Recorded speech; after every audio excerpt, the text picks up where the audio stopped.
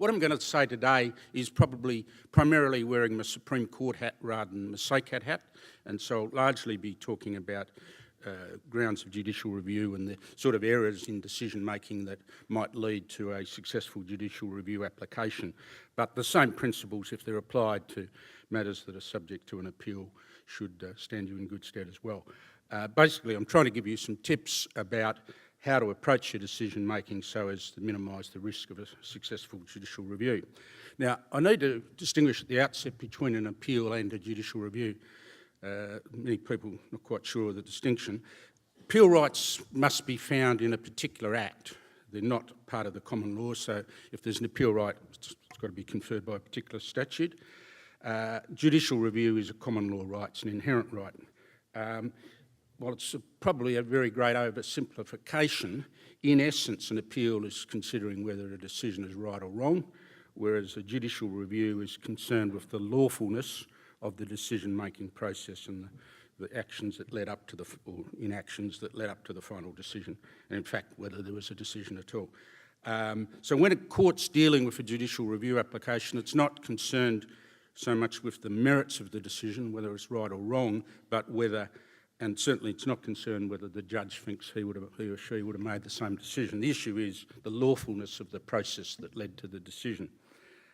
So my entire focus will be on lawful decision-making. So judicial review in the Supreme Court, just very quickly, there's a 6 months time limit for applications, which is far shorter than the normal court times, but that may be extended on the usual sort of grounds, which time doesn't permit me to go into. Judicial review rights are now constitutionally entrenched. The High Court, in a case called Kirk a few years ago, found that they were part of the constitutional structure of the states and couldn't be removed, at least in particular areas. So again, it's a highly technical area and I can't go into it today, but the result of the High Court's decision in Kirk is that while a Parliament can narrow in some circumstances the ground for judicial review, they can't remove them entirely, or the Parliament can't remove it entirely. But the difficulty is there's a lot of legislation still sitting on the statute book which contains what's called a privative clause. That's a clause that purports to limit or remove the right to judicial review. A lot of those clauses are no longer effective, or they're only partly effective because of the Kirk decision. So the important point that comes out of all of that is that you need to approach your decision making on the basis that what you do is potentially subject to judicial review and effectively challenged in the Supreme Court. So again, without getting too technical, I'm getting technical here trying to work out which button I have to press. Oops. I had it. I might give up. I always find these a terrible distraction, frankly. So, remedies. So I'll just very quickly run through the remedies. It gives you an indication what the court may do on a judicial review application. Firstly, there's an order in the nature of mandamus, which is an order to compel the making of a decision. So what the effect of that is, if a person has a right to make an application for some licence or privilege or whatever, you can't just simply sit on it and not deal with it at all. Now, Irma mentioned that many years ago I worked in what was then Social Security. Now, a case from there in 1977 called Green and Daniels finished up in the High Court. And at the time, there was a bit of a media campaign about people leaving school and perhaps intending to go to university the following March at the end of Year 12 and then applying for unemployment benefits. So the government decided, well, we'll stop this, we'll address the media application, campaign. We simply won't process any applications at all. So a young lady called Green, with the assistance, I think it was the Redfern Community Legal Centre in Sydney, took it all the way to the High Court. High Court said, no, you can't just refuse to make a decision. You've got a valid application, you've got to deal with it. Now, regrettably, from time to time, I've had to advise agencies in those terms and tell them that they just can't sit on their hands forever. Certiorari is another order. That's a highly technical Latin name, but it's an order to quash a decision made invalidly. And there's a few other orders: prohibition, declaration, and a couple of different types of injunction. I don't need to go into those for my present purposes. There is no basis to award damages in administrative law. However, what you need to be very careful of is that conduct that may involve invalid decision might provide another ground to seek a remedy that does provide damages. So there may be a tort, in other words, a civil wrong, that might be negligence, it might be misfeasance in public office, that's where someone knowingly commits an intentional and wrongful act which causes economic loss. It might be trespass, might be false imprisonment. I can see people here with lots of uniforms on, I'm probably very alert to that one. False imprisonment and the like. So just don't assume that because you're making an administrative decision you mightn't expose the state as your employer or local government or whoever you're employed by to a claim for damages. So be mindful of that. But fundamentally I'm dealing today with administrative law issues. Now, I'll quickly run through as quickly as I can. There's a fair bit to cover, so I'll move pretty quickly, and it's only a very skim over the top, but at least identify issues. Oh, it is coming up. Oops. Yeah, ultra vires. So, Latin term, literally it means beyond power, means the decision maker exceeded their power. That can arise in a number of different ways. In a narrow sense, it means that the decision maker was not empowered to act under the statute in the way that they did. In a broader sense, it means, while the decision maker ostensibly had power to make the decision that they made, they went about the decision-making process in a manner that deprived them of power. That is because the Parliament couldn't have intended a decision maker to go about the process in the way that that person did. So, now going back to ultra vires in the narrow sense, now the starting point is, does the relevant legislation authorise the decision? A person exercising a statutory power can only do what the Act itself authorises, and I'm just a quote, whatever may fairly be regarded as incidental to or consequential upon those things which the legislature has authorised. So there's some room for some incidental powers, but relatively limited. Now, what the Act itself authorises is a matter of statutory interpretation. So for a starting point, and I used to be stunned at times advising people who are making decisions under statutes, they never looked at it, never read it, never picked it up, but they purported to exercise decisions under an Act. I think that's, what can I say? But sometimes very senior people, sometimes the more senior they were, the more likely the problem was to arise. Anyway, so look at the Act, look at the definitions in the Act. Now, the state level, it's probably not a problem. I used to, rare occasions where I was called upon to look at Commonwealth legislation, I used to shut up because of the style of drafting with definitions within definitions and different definitions for different parts of the Act and so forth. Fortunately, our parliamentary councils adopts a simpler approach. But anyway, look at the definitions. The classic illustration of that I always use is, we'll go back a step. A definition effectively creates a statutory fiction. It says something is something that it's not, may not necessarily be anyway, or it might at least put the matter beyond doubt. So there used to be a definition of cattle in the Criminal Law Consolidation Act, and cattle were defined to include sheep, goats, camels, alpacas, deer and various other things, but not horses. That was for the purpose of cattle stealing. So I don't think it's any longer there, it's long gone, but it was a classic use of a definition to create a fiction. If you're not sure what it all means, get legal advice. I can see quite a few of my former colleagues from the Crown here, I'm sure they're willing to help. Whom does the legislation empower? That's your next question. Well, having worked out, is it you? Is it the Governor? Is it a Minister? Is it a Chief Executive, a Board, etc.? If the Act doesn't specifically confer power on the person who's proposing to make the decision, you need to look for a delegation. Now again, I can remember assisting agencies defend judicial review applications, so you'd ask the decision maker, well, where'd you get that power? Oh, delegation, where is it? Oh, I don't know, sure I saw one somewhere once. And they produced, eventually with great searching, some document about 10 years out of date that's totally refers to a different structure and probably a different act.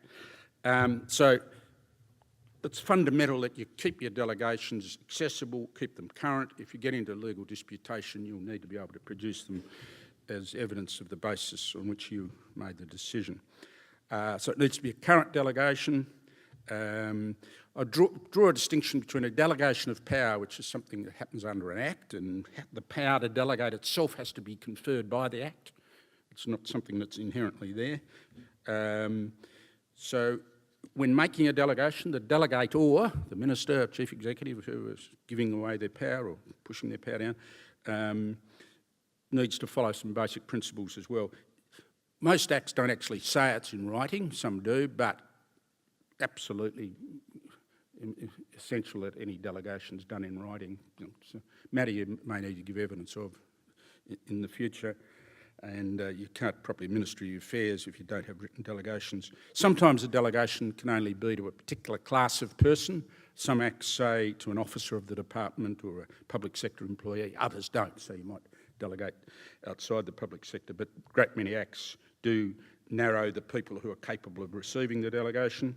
It's better to delegate to a named position rather than to a person, so when people move around you don't have to redo your delegations. If you have a reorganisation, you probably need to review your delegations. Many a time I've seen delegations to the manager rat control, and he's actually now the executive director vertebrate pest management or something like that. So you then get into an argument, is it actually the same position? Does this person actually have the power? So if you review your delegations when you do a reorganisation, you avoid those problems. Issue sometimes arises, does the change in the delegator, particularly ministers who change fairly often, does that invalidate the delegations they've made? No, it doesn't, but my view is it's always good practice to review delegations after a change in the holder of the position. Some acts require an approval to be given for a delegation. The example that springs most readily to mind is Section 7 of the Correctional Services Act. That requires the minister to approve any delegation. Probably because of the nature of powers that prison staff can exercise over people. The minister, no doubt, needed to keep an eye on that. So once you're confident you've actually got the power, then you need to satisfy any procedural requirements that the Act imposes upon you before the making of a decision. Now, there's one fundamental procedural requirement which I'll come back to later, and it's not actually written into too many acts, but it's just, well, very rarely is it written, but it's an absolutely inherent part of the common law, is the right to procedural fairness or natural justice. Now, I'll come back to that later. But before I get to that, some acts require approval or consultation with another person. So I'm not here talking about natural justice, but a statutory duty to consult before you make a decision. Very recent example of that came before the full bench of the Supreme Court, a case called Kirkham and the Industrial Relations Commission. What the issue was there, that Section 54 of Irma's nodding busily of the Public Sector Act requires consultation with the Commissioner before a Chief Executive dismisses an employee. Now, the issue in Kirkham was the adequacy of the consultation. Was there consultation, in fact? Ultimately, the court concluded that even if there hadn't been a duty to fully consult or properly consult, that didn't lead to the invalidity of the decision because the nature of the power, in other words, what the court was saying, Irma's power was really not to tell CEOs what to do, but to ensure good management and good practice across the public sector. So for those reasons, it didn't invalidate it. Nevertheless, even if the failure to properly observe the duty to consult where that's in the Act, even if it doesn't invalidate the decision, it's essential in my view that you do comply with that. Two reasons. One, the Parliament's told you to do it. It's pretty fundamental. Two, it removes the argument that your decision may be invalid. So if it's there, do it. Also very common for an Act, very, very common, and perhaps this is one of the most frequent grounds of judicial review, where Acts impose a requirement that a decision maker has to be satisfied of a certain fact or matter before they exercise their power. It's a precondition to the exercise of the power. So the Parliament's directed you, this matter is relevant, you must consider it. Now, failure to satisfy such a requirement will almost always lead to your decision being set aside. Now, the following is a classic example. Again, I'll go to the Public Sector Act. Section 56 says that if an employee is not performing their duties satisfactorily and it appears to the agency, effectively the Chief Executive, that their unsatisfactory performance may be caused by mental or physical incapacity, they may be required to undergo a medical examination by a medical practitioner chosen by the employee from a panel of doctors nominated by the agency. So, number of steps there, but to give a valid direction to the employee, the Chief Executive or perhaps their delegate, firstly needs to be satisfied that the employee is not performing their duties satisfactorily. Secondly, you need to form the opinion and genuinely form the opinion that the unsatisfactory performance is caused by a mental or physical incapacity. So before you make a decision on either of those points, you need to give proper considerations to those two separate issues and have a sound factual basis to justify that decision. Once you're properly satisfied on those 2 points, record your decision in writing. Now, someone may have, if you're a senior office holder, it's likely someone's made a recommendation to you. You need to read it, just don't sign it, read it, understand it. If you're not sure about some point, clarify it, get further information. If you're ultimately satisfied, you might have to approve it. You don't have to write out all your reasons in full yourself necessarily, maybe simply adopting the recommendation. And then having done all that, you nominate your panel of doctors and invite the employee to choose one of them. So that, I'll just close this off very quickly, ultra vires in the narrow or strict sense. Now, moving on to the broader sense of the term, we're concerned with decisions where the process was, or decision-making process was done in such a way that it negates the power exercise. Now, the first one, well, I'll couple them together. They're really flip sides of the same coin. Taking into account an irrelevant consideration or failure to take into account a relevant consideration. Now, this one can be a bit difficult because in the sense that it's hard to identify on occasion what's relevant and what's irrelevant. What you need to do is firstly understand the act you're working under. Some acts actually specify matters that need to be taken into account, or some less often can't be taken into account. If there is a list, is it an inclusive list or is it an exhaustive list? So if it's an inclusive list, you must take into account those things. You may be able to take into account others. If it's exhaustive, then that's it. That's all you can take into account. But most acts don't actually have a list. You're left to infer for yourself what's relevant or not relevant. So you look at the subject matter of the act, the objects, what's it meant to be doing, what's the purpose of this bit of legislation, what's the scope, how widely does it reach, and then the particular provision you're applying as well. When deciding whether a decision ought to be set aside for relevant or irrelevant considerations, it normally applies a but-for test. Would the decision have been made but for either considering something you shouldn't have considered or not considering something you should have? And to consider here means proper, genuine, realistic consideration. It's not just a cursory attention. Very old example, and the name of the case intrigues me. It's a case called Bowser and Company. It goes back to 1927. Local council in Sydney decided that they'd only allow Australian-made petrol pumps. Bowser were apparently the supplier of petrol pumps, and hence that term's used in Australia, the only place in the world to describe a petrol pump. So Bowser, why the council wouldn't let Bowser install their petrol pumps was it only wanted Australian-made pumps in its locality. Now the court said, well, hang on, you're administering planning or local government legislation. Where the pumps are made is not a relevant consideration in that context. So that's a very simple example and an old example, but hopefully it makes the point. Now, get on to one of the more contentious areas, unreasonableness.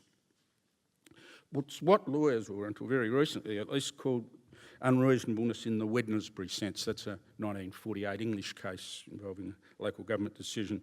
It's a decision so unreasonable that no reasonable decision maker could have made such a decision. So, sounds a bit circular, I know, and a bit cryptic.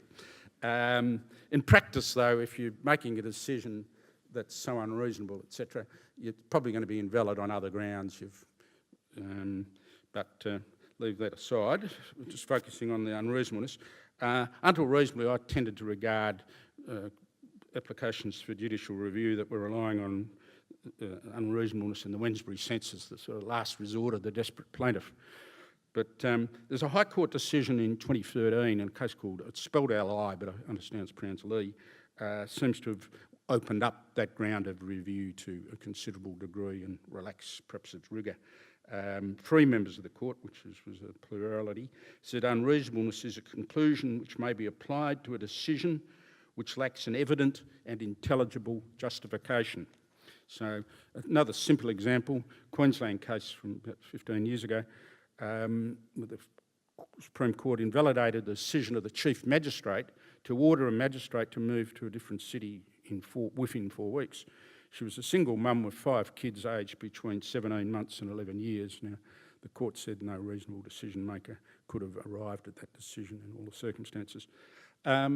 Uncertainty, not a ground of itself for challenge at the state level. There's a bit of an academic debate about it. I think it is at the Commonwealth level of the ADJR, Ministry of Decisions, Judicial Review Act, but not in the state context. Nevertheless, that if you're making a decision that affects people's rights or duties or imposes obligations, etc., the decision needs to be capable of being understood and leaving the citizen clear as to what their obligations and rights are. Now, cases where there's been a failure to exercise power, that's another aspect of this broad ultra vires. Firstly, inflexible application of policy and rule. This is something that was an inevitable frustration for me over many years as a public service lawyer, where agencies say, well, we're not doing that, that's not our policy, and just absolutely black and white on policy. Now, courts accept, and there's some very eminent decisions to the effect that it's good practice for public sector agencies to have policies. They help with consistent decision making. They assist the decision maker to know what's relevant and not relevant. They assist the public to know what case they have to meet, what information they need to provide, and so forth. However, any policy itself must be valid. So all those other observations I've already made about relevant consideration and so forth come in here. While you're entitled to have a general policy, and often you should have a general policy, as I've said, you must be prepared to depart from the policy if the case is exceptional or out of the ordinary. So at the very least, you need to be prepared to listen to somebody who says their case is different and the ordinary policy should not apply to them. You just can't say, no, contrary to policy. So acting under dictation. At its simplest, this means that the decision maker must decide the matter themselves and not do what they're told by somebody else. The area of law here is probably not as clear as I might like. Safest to proceed on the basis that when you're making the decision on the merits or facts of an individual case, the decision maker can't be directed. So if you're making a decision, say under FOI Act, where we often hear in the political arena complaints that agencies have been told what to do, in that situation you need to make your own decision, not do what you're told by the Minister's office or whoever. Things like business and occupational licensing, individual decisions about prisoners, decisions to prosecute, employment questions, all of those sort of things. Clearly you have to, if you've been either had the power conferred upon you by statute or delegated to, you need to make your own decision. Some acts actually specifically prohibit any direction. In the state public sector, most legislation that confers power on a minister, for example, to direct a statutory authority, makes an exclusion in the case of employment matters for obvious reasons. Public Sector Act does the same very clearly. I've had to tell a few ministers over the years, back off on that one. Other acts confer a power to direct, but then make exceptions to that. So some areas may be, for instance, the content of a report to the Minister or the Parliament is commonly a matter that can't be subject to any direction because that's expressly stated in the relevant act. Now, where we get into tricky territory is to what extent you're entitled to take into account a government policy in making the decision. There's some old High Court cases involving the two airline policy that those who are old enough to remember when it was answered or TAA or earlier on ANA and TAA and whatever. Importing airport, there was challenges in the High Court about decisions by the head of the Civil Aviation Agency about licensing the import of aircraft, where he did what the Minister told him. And there's a bit of dissension in view in the High Court about that. I think it's fair to say that at the very highest policy levels on really broad public policy issues, it's probably permissible to direct. There was also a very recent High Court decision in the last few weeks involving that refugee boat where the Commonwealth held a couple of hundred people out in the middle of the Indian Ocean for some weeks, where the court took a pretty broad view of that particular power, though, under the Migration Act. So pretty careful not to generalise to what extent. And there, again, it was a high-level public policy who could enter Australia, and it wasn't really dealing with an individual case, it was dealing with a collective decision, and perhaps that marks it out. So by and large, though, make your own decisions, don't do what somebody else told you to do. Now, moving on to the procedural fairness. This magically seems to be working itself from somewhere. It's not me. Procedural fairness and natural justice. Two elements. Firstly, the hearing rule. At its bare minimum, it's giving a person a reasonable opportunity to a fair hearing, and the bias rule, right to have a matter decided by an unbiased decision maker. I'll explain both of those things more fully in a moment. But firstly, when does procedural fairness apply? Forget the last bits there, more exclusions. I don't like counsel appearing in front of me and reading long quotes, but I'll do it today. I can't sum it up any better. There's a case called Kiowa and West in the High Court, 1985, migration case, as a massive number of these procedural fairness cases over the last 20, 30 years have come out of the migration context. So Justice Dean, later Governor-General in Kiowa and West, in the absence of a clear contrary legislative intent, a person who is entrusted with statutory power to make an administrative decision which directly affects the rights, interests, status or legitimate expectations of another in his individual capacity or in her individual capacity, and as distinct from a member of the general public or a class of the general public, there's a lot there, but I'll fill it out in a moment, is bound to observe the requirements of natural justice or procedural fairness.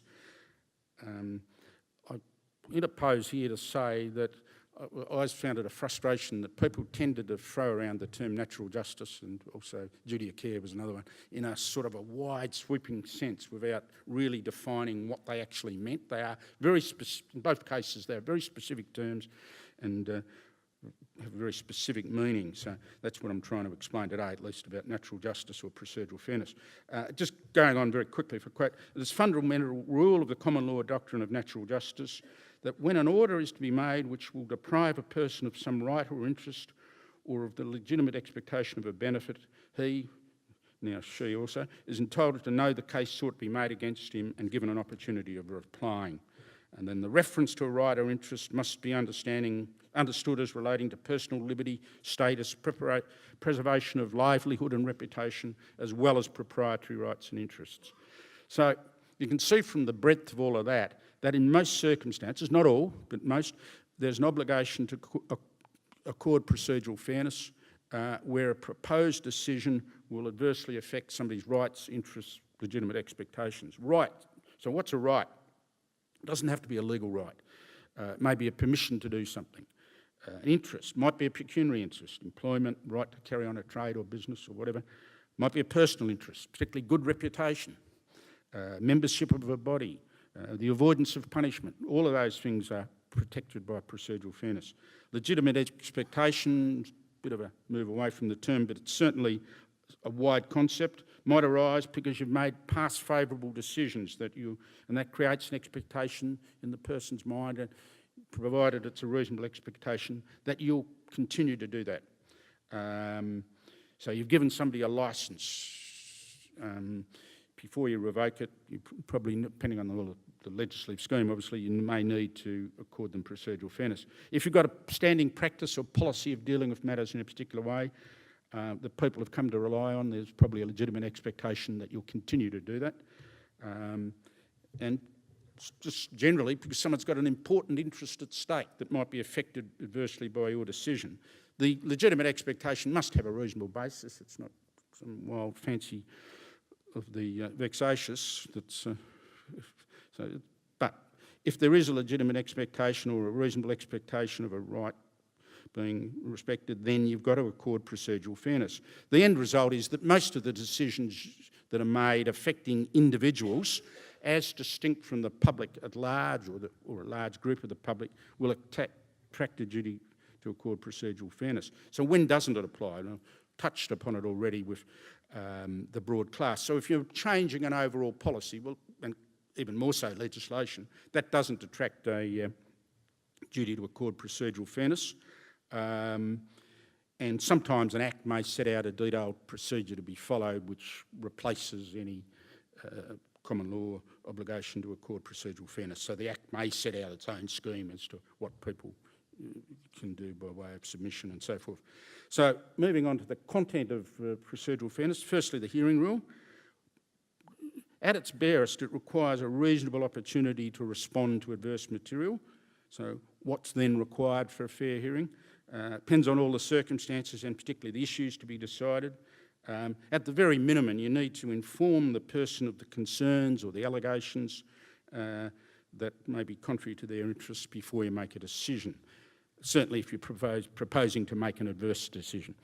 You don't have to set out the concerns or allegations in great detail in most cases. You simply need to put the pith and substance, the guts, to use the vernacular, of the allegation to the person in an intelligible form. There must be then given a reasonable opportunity to respond. So importantly, that will require sufficient time to respond, leaving aside cases of great urgency where you may cut that back. But the length of time you need to allow the person to respond is going to depend upon the complexity of the issues that are at stake, whether they've got earlier notice of the matter and so forth and are aware of the way you're tending. That may truncate the time potentially. The particular circumstances of the person. Will they need assistance to prepare an effective response? Will they need time to gather more information? All of those things. There's no hard and fast rule, but you need to balance all those factors up. Normally you don't need to give an oral hearing. Mostly it'll be sufficient to allow the person an opportunity to give you a written submission. If you do give an oral hearing, it needn't necessarily be with the ultimate decision maker. Say, particularly where it's a minister or a chief executive, you wouldn't necessarily expect them to meet with the person. All that needs to be done is that if you have an oral hearing with an officer, in other words, the person meets with them, that what they tell you is accurately recorded and fully recorded and properly passed on to the minister. I've seen many a time over the years where that didn't happen, and one area in particular I can think, I won't go there, but one that used to trouble me a lot. There's no general right to legal representation in administrative decision making. Sometimes, depending again on the legal and factual complexity, and if the person seeks to be legally represented, and particularly where they don't have capacity to properly present their own case, then you might need to allow it. Now, the second limb of procedural fairness was the bias rule. The test here is, would a reasonable observer, being fully informed of the relevant facts, reasonably apprehend, otherwise reasonably suspect, that the decision maker may not approach the matter with an impartial mind. So I'm stressing it's what the reasonable observer would think. It's not whether the decision maker is actually biased. There is a test of actual bias arises in other circumstances, but here we're talking about a reasonable apprehension or a reasonable suspicion of bias. So in determining whether there's a reasonable apprehension of bias, the impartial observer will be taken to know the relevant facts. There's a judgment of mine I published a week or two ago in a case called Viscarello, where I went into that issue in some detail, what the reasonable observer might be taken to know and have known. Now, clearly there's going to be bias whether the decision maker has a pecuniary or personal interest in the outcome of the decision. In those situations, I think the man sitting in front of you may be knocking on your door or one of his staff in due course, and certainly you'd be disqualified under the Public Sector Honesty and Accountability Act, to those of you to whom that applies, and that's the whole state public sector, would be disqualified from acting if you've got a personal or pecuniary interest in the decision you propose to make, and it's actually a criminal offence, but I'm here talking about bias. So, in reality, most disqualifications on bias don't arise because of personal or pecuniary interest, but because the decision maker has somehow acted in a way that the reasonable observer might take to suggest that they've prejudged the matter. Probably that occurs most often because the decision maker has written or said something which suggests they've already made up their mind about the decision before they hear any submissions. And one pitfall that does arise, you've got to steer a bit of a careful line here, when you're putting your concerns to a person so as to accord them procedural fairness, you need to do that in a way that doesn't suggest you've already made up your mind. So rather than saying, look, I think you're a liar and a cheat, what have you got to say about that? You should say something, it's a little bit longer, but probably much more appropriate. My preliminary assessment of the information currently available to me is that the following issues cause me concern. Then you set out what they are in the way I said earlier, in general substance of the allegations, pith and substance. And then, and these facts may lead me to revoke your, whatever it is, or refuse your application. And before I make my final decision, I'm inviting you to inform me in writing with so many days of any matters that you wish me to take into account. Now, that both deals with the procedural fairness issue and avoids you getting into a prejudgment territory. So, look, hopefully all of these tips, if you follow them carefully, will stop me seeing you in court. Thank you.